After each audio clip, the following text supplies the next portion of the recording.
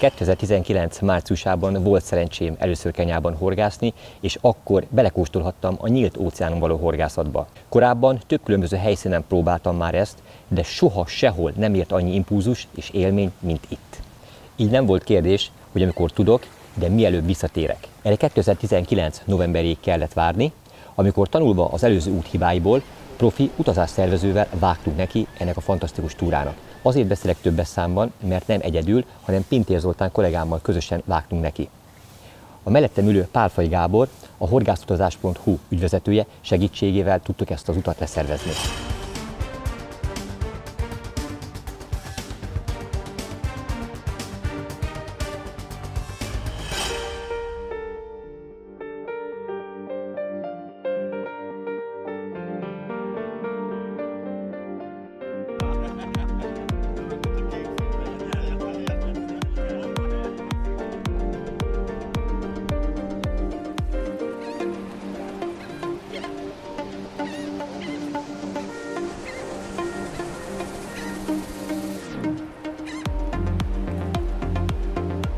Horgászpályafutásunk egyik legizgalmasabb és a legdinamikusabb hetén vagyunk túl, ezt fogjuk most feleleveníteni.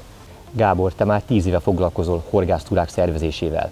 Amikor valaki meghallja, hogy Kenya, vagy elolvassa a Magyar Külügyminisztérium honlapján található tájékoztatót az országról, hát nem vagyok benne biztos, hogy valaki el akar ide utazni. Mit kell tudni erről az afrikai országról? Ez az 50 millió lakossággal rendelkező ország csodálatos természeti adottságokkal rendelkezik, gyönyörű nemzeti parkokkal, élővilággal, és ugye az Indiai-óceán partján fekszik, gyönyörű fehérhomokos tengerpartokkal, üdülőkomplexumokkal, és ami számunkra a legfontosabb, szinte korlátlan horgászati lehetőségekkel. Mindemellett sajnos meg kell említenünk azt is, hogy az emberek döntő része olyan hihetetlen nyomorban él, ami otthoni európai ember számára szinte elképzelhetetlen. Ennek ellenére az emberek, amint láthattuk, boldogan élnek, és a legapróbb dolgoknak is tudnak örülni.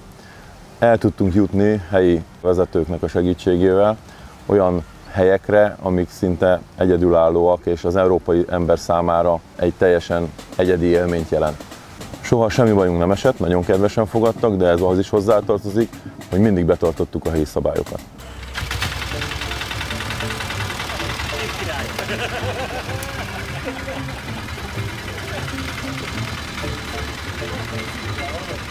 Ezek uniós szabálynak megfelelő dízel tuktuk.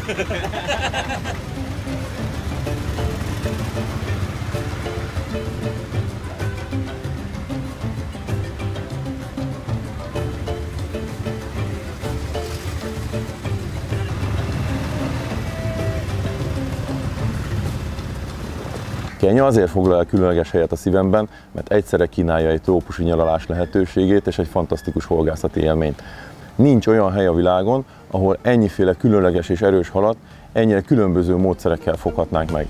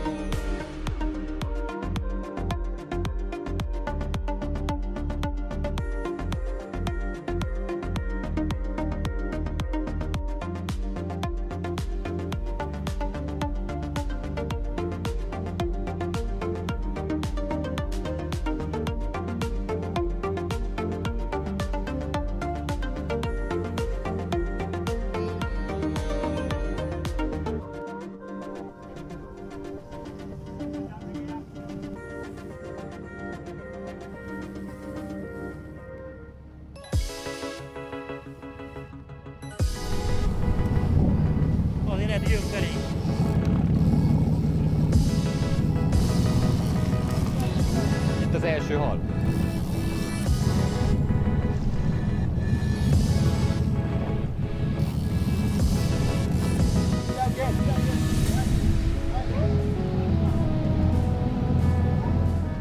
Aki elhatározza, hogy a segítségeddel itt akar horgászni, alapvetően mire számíthat? Az első és legfontosabb az, hogy egy professzionális szervezést kap, mindent a transferektől, a hoteleken át, a hajókon keresztül, és egy olyan szakmai támogatást, amivel a felszerelés és a horgászati módszerek tekintetében minden információt megkap ahhoz, hogy a lehető legnagyobb eséllyel foghassa meg ezeket a gyönyörű halakat. Ugye minket horgászokat az érdekel, hogy milyen halakat lehet itt fogni. Amikor otthon vagyok, alapvetően a Dunán szeretek horgászni, mert ez egy olyan vadvíz, ahol soha nem tudhatom, mi kerül a horgomra. Az Indiai-óceán az pont ugyanilyen. Nagyon gyakorta olyan különleges halfajokat fogunk, amelyet még a kapitány sem látott, más alkalommal pedig olyan rekordok dőlnek meg, amik az eddigi túráinkon elképzelhetetlenek voltak. Melyek a leggyakoribb fajok? Alapvetően szezonálisan változnak itt is a fogható fajok. A leggyakrabban horogra kerülő halak a tonhal, a bonito, a dorado, a kingfish, barakuda, wahoo, de az igazán bónuszhalak a nagy GT-k, vagyis tüskés makrélák, és a nyársorú fajok, ahogy nálunk ismerik, például a vitorláshal, a marlinfélék, vagy a karthal. De minden túrának vannak igazán különleges halai, most sem volt ez másképp, de legyen inkább ez meglepetés.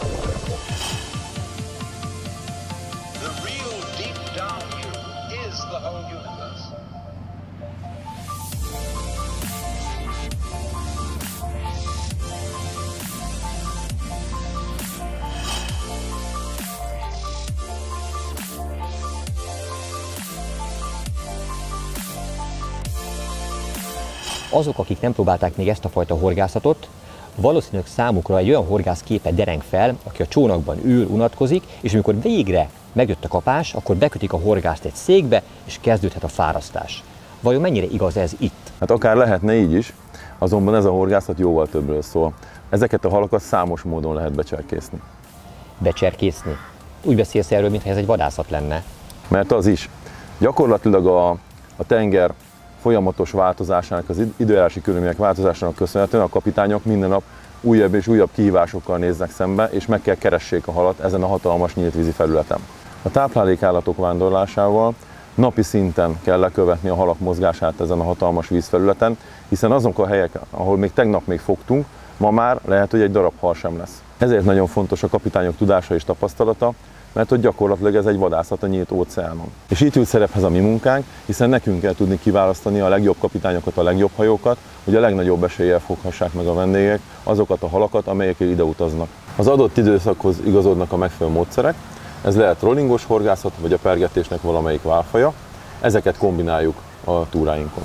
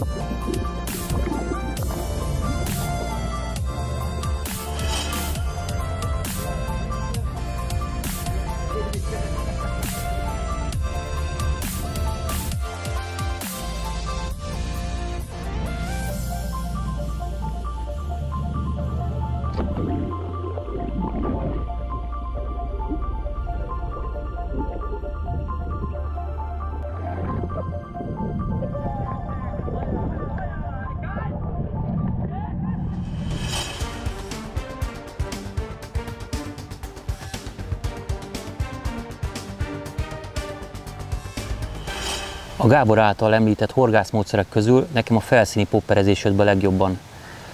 A módszer lényege röviden annyi, hogy a csónak elejére, hajó elejére kimegyünk, és figyeljük a vízfelszínt. A tenger törvényei szerint a ragadozó halak, a táplálékhalakat próbálják összeterelni, összegyűjteni, és a vízfelszín közelébe felkergetni őket. Itt őrült habzsolásba, őrült táplálkozásba kezdenek, ugye aminek a felszínen látható jelei vannak. Na, ezeket a jeleket figyeljük mi, közelébe lopakodunk, és ezeket a speciális csalikat próbáljuk oda juttatni a ragadozók szája elé.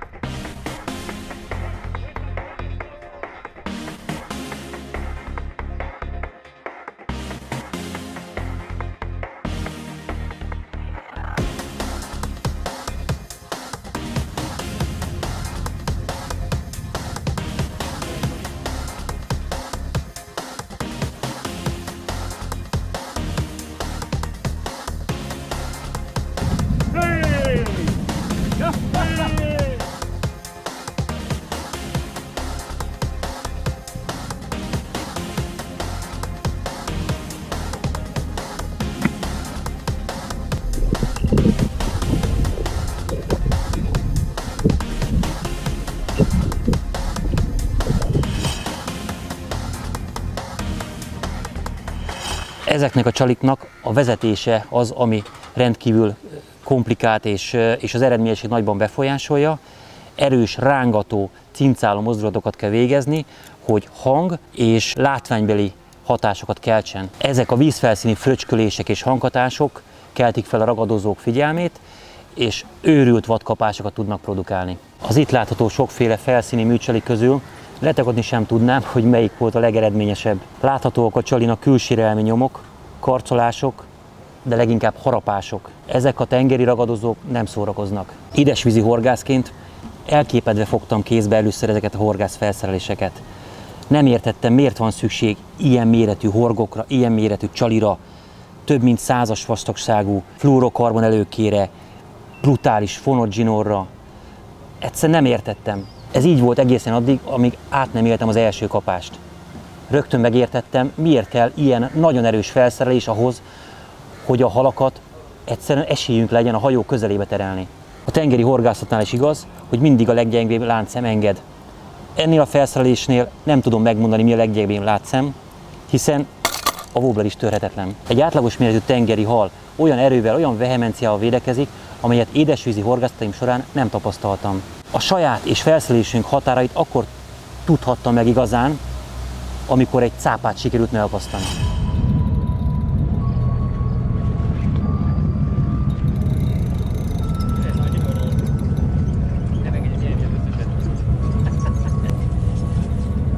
Vegyél fel gyövet, Gabi, mert ez... Vegyél fel gyövet, mert ez... Követ vegyél föl. Segíts neki be. Jó.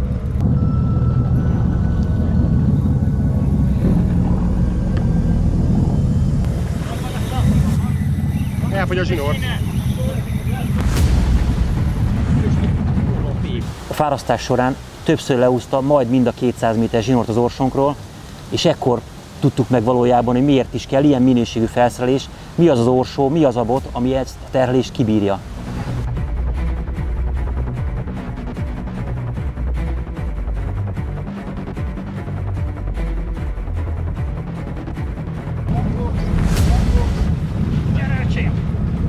Ez az. Amikor engedi, akkor húzni kell, amikor megáll, akkor csak tartod. Ezt a hatalmas tengeri ragadozót négyen fárasztottuk felváltva egy órán keresztül.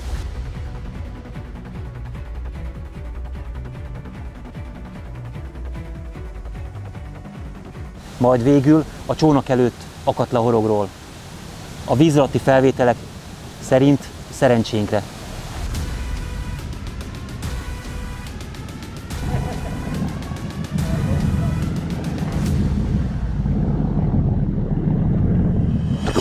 Cápakalandjaim ezzel nem értek még véget. A következő nap is ismét poppereztem. Boldogan fárasztottam egy gyönyörű 8-10 kg körüli tóhalat, amikor valami megtámadta. Elementális erővel tört a mélybe, aztán hirtelen megkönnyebbült. Pumpáló mozdulatokkal fölhúztam a halnak a fejét. A képeken látjátok, hogy mi maradt a 8-10 kg-os tonhalból. Egyetlen éles metszéssel, harapással elválasztotta a testet a fejétől. Ilyenkor látszódik az, hogy mi emberek milyen kis pontok vagyunk ebben a hatalmas ökológiai rendszerben. Legközelebb operatőr kollégámmal is kétszer meggondoljuk, hogy megmártózzunk-e a nyílt óceánban.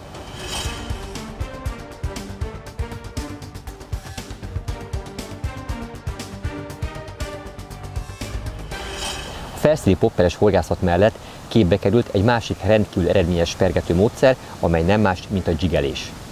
Ehhez a kezemben látható minimum 200, de akár 300 g súlyú dzsigre volt szükség, amelyet 70, 100, akár 150 méter mélységig is engedtünk le, és onnan határozott rángató mozdulatokkal próbáltuk meg a felszínre hozni. És közben ebbe az élettelen vasdarabba életet lehelni. És lám, sikerült!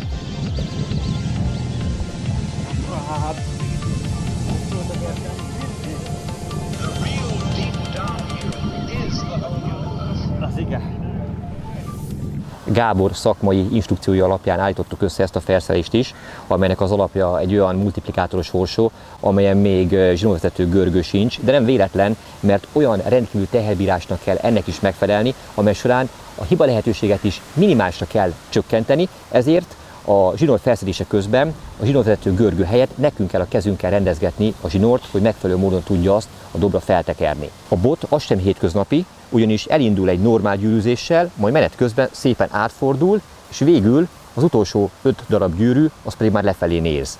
Ezáltal még tökéletesebb módon osztva el a terhelést. Zoli korábban már említést tett arra, hogy a tengeri halak ereje nem fogható, nem hasonlítható a legerősebb édesvízi halak erejéhez sem. Azonban bármilyen furcsa, a felszereléseinknek nem ez az első számú ellensége, hanem a só.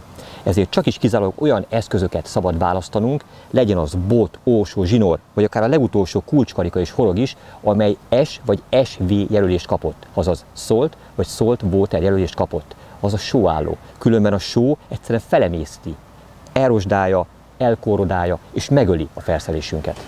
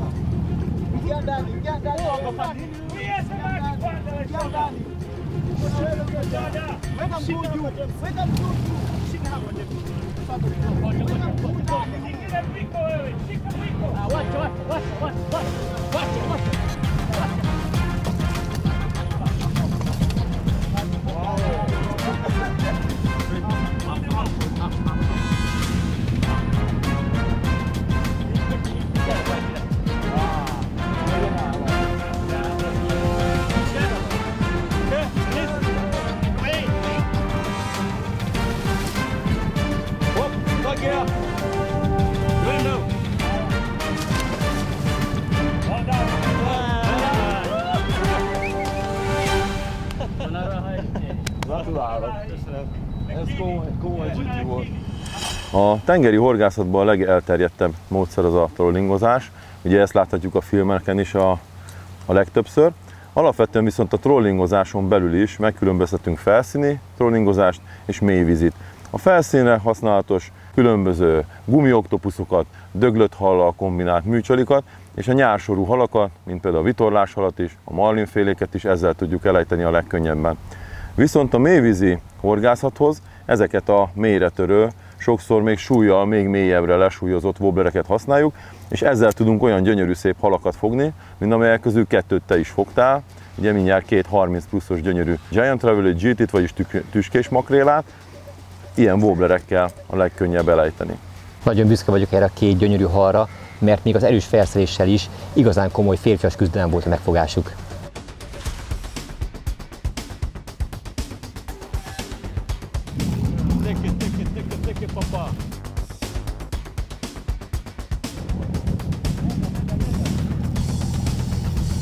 Jogosan lehetsz büszke erre a két gyönyörű halra, hiszen a GT, Giant Travely, vagyis magyarul tüskés makrél az óceán egyik legerősebb hala.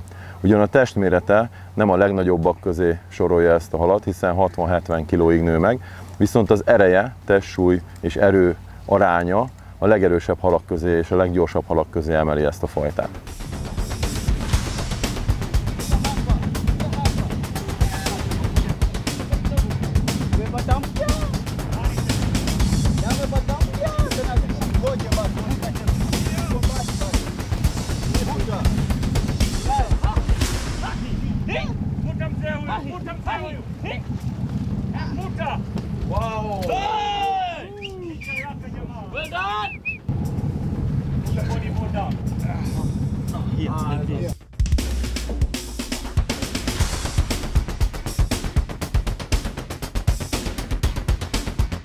Azt mondják, az élethez kell egy kis szerencse is.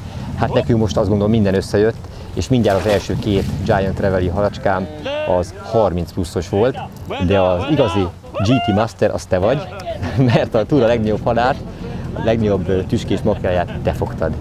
Hát ebből a halfajtából én már valóban többet is fogtam, viszont ilyen nagyot még soha. Ez mondhatjuk, hogy életem hala, hiszen 30 kilónál bőven nagyobb hal volt, és különösen emeli ennek a teljesítményét ennek a fogásnak, hogy ezt nem erre a halfajra és nem erre a erős halra való felszereléssel fogtam meg, hanem gyakorlatilag egy sokkal könnyebb szerelékkel. Úgyhogy köszönhetően magyar barátainknak és az Ocean Pilknek ez a hal, ez hajóba tudott kerülni, de hát elképesztő küzdelem volt.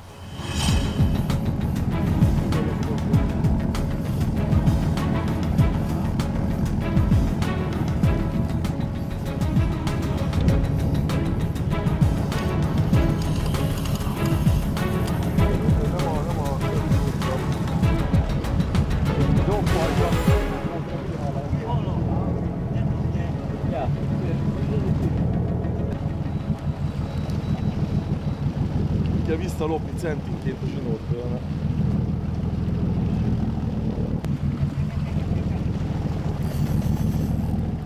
Az alapszisztem határa van most rakva. De ez egy a fél centit mozítok rajta, ez vagy törik, vagy szokott.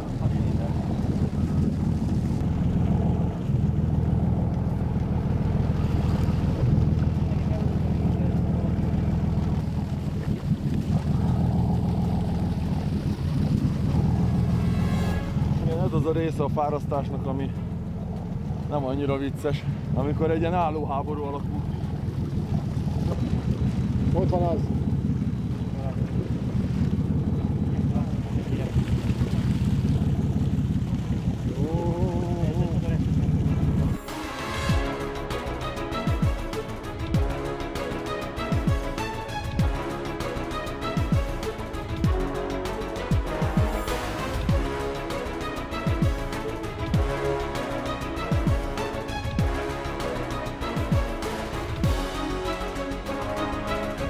A GT 40 kg fölött van, és életem legnagyobb GT, amit valaha fogtam.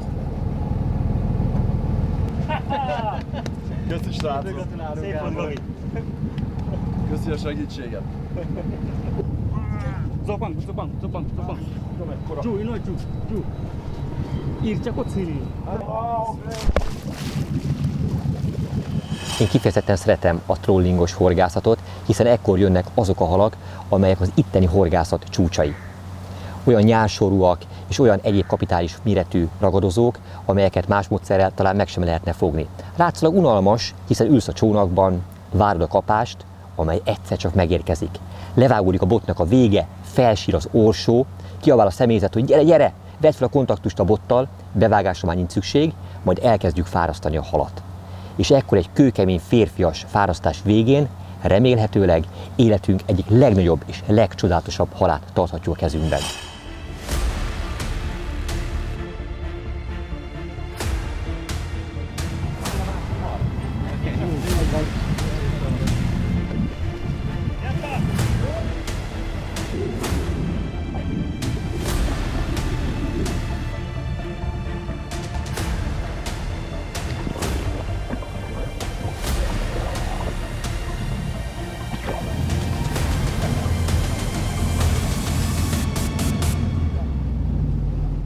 Így sikerült megfogni azokat a gyönyörű szélfiseket, azaz vitorlás halakat is, amelyek feltették a pontot az íre. Nagy örömmel látjuk azt a tengeri horgászatunk során, hogy a tengeri túravezető guide-ok is felismerték azt, hogy micsoda értéket képviselnek ezek a gyönyörű GT-k, szélfisek. Szinte mondhatom, minden európai ember arról álmodik, hogy élete során egyszer ezeket megfoghassa. Ezekre nagyon vigyázni kell, védeni kell őket. Egy gyors fotó után, egy kíméletes kiemelés után ugyanilyen kíméletesen kell visszahelyezni őket a vízbe. Jó volt látni, megtapasztalni, hogy nem ölnek meg minden halat. Az én gyönyörű szélfisemet is egy gyors fotózás után visszaengedtük a vízbe.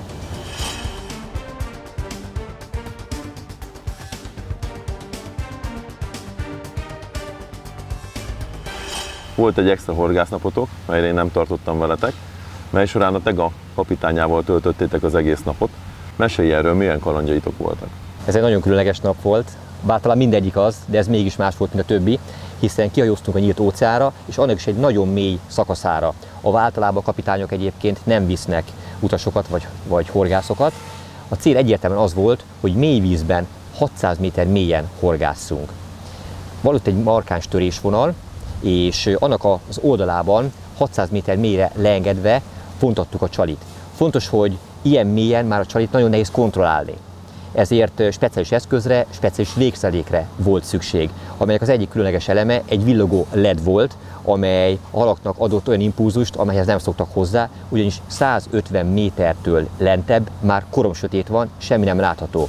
Számunkra egyébként elképzelhetetlen az, hogy ilyen mélyen is szinte hemzseg az élet, és soha nem tudhatod azt, hogy ilyen mélyre leengedett csalival végül mit fogsz fogni. Összesen 3 kapásunk volt a nap folyamán, ebből 2 sikeresen sikerült is csónakba emelni. Az első egy különleges oil fish, magyarul olajhal nevű hal volt, amelyet miután kiemeltünk a csónakba, a kapitány is csak annyit mondott, hogy én ilyet még soha nem láttam a csónakomban.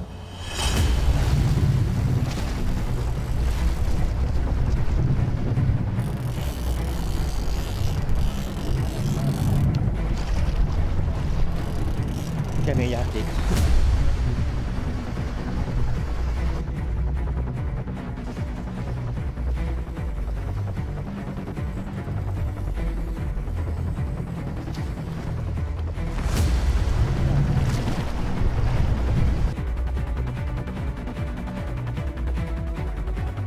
Megérkezett a Monofish Junior, már csak 150 méter mélyen van a hal.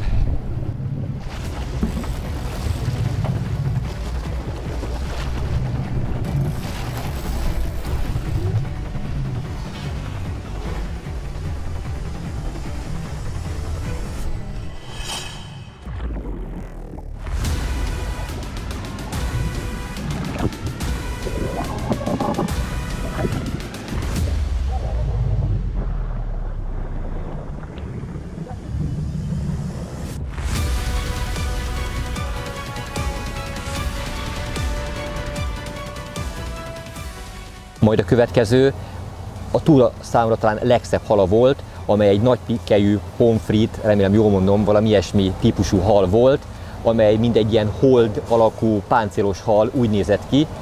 Ő is egy ragadozó hal, bőven 10 kg feletti volt, és nagyon-nagyon csodás szép volt.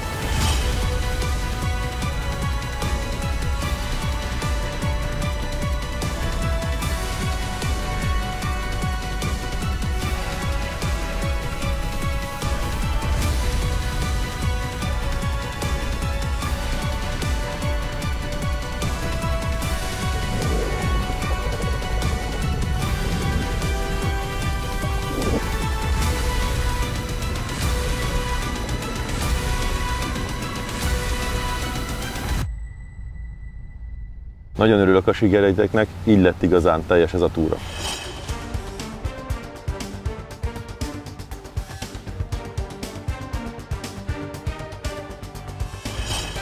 Horgásztam már korábban az Adriai-tengeren, de az Indiai-óceán nem ez a kategória. Ide komolyan fel kell készülni mind mentálisan, mind fizikálisan.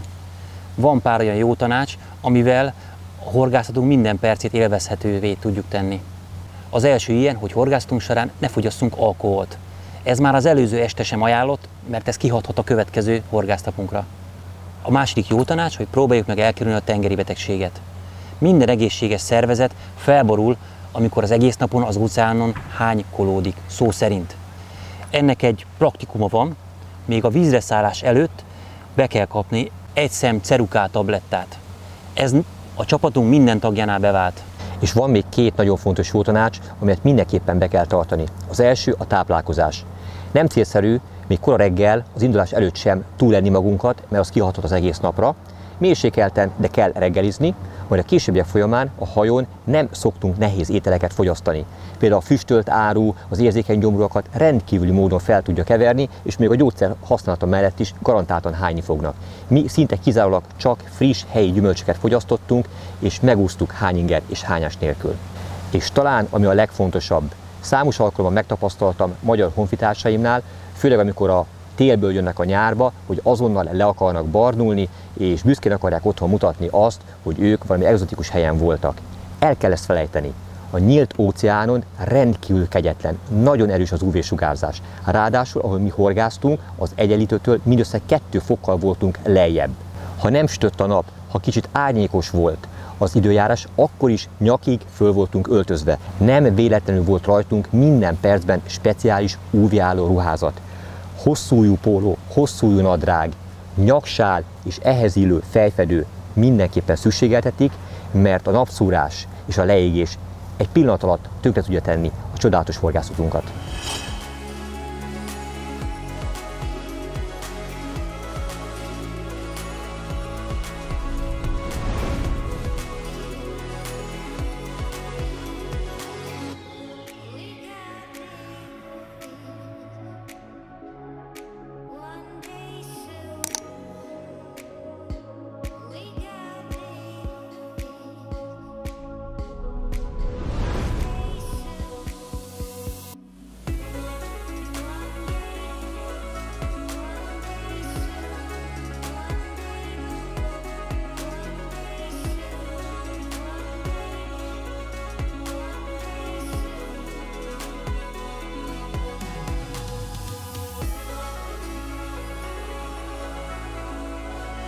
Köszönjük, Gábor, a szervezést!